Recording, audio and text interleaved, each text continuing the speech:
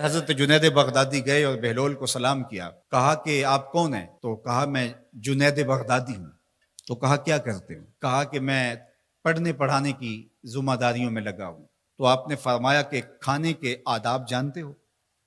تو کہا کہ ہاں، ہاتھ دھوئے جائیں، بسم اللہ شریف پڑھی جائے، چھوٹا لقمہ لیا جائے اور چبا چبا کے کھایا جائے اور اس کے بعد الحمدللہ کہا جائے۔ تو بہلول کہنے لگا کہ میں تو آپ کو بہت بڑا عالم سمجھتا تھا، آپ تو کھانے کے ادب کو بھی نہیں جانتے۔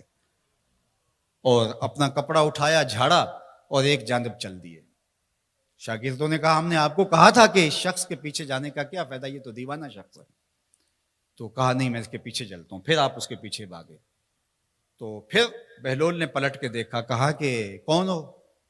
کہا کہ میں جنید ہوں، آپ کو ملنے آیا ہوں۔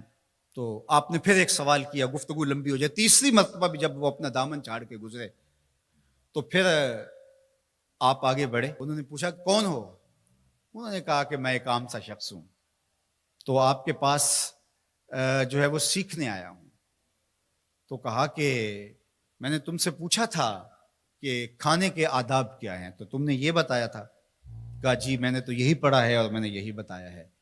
تو کہا کھانے کا سب سے پہلا ادب یہ ہے کہ لقمہ حلال کا ہو۔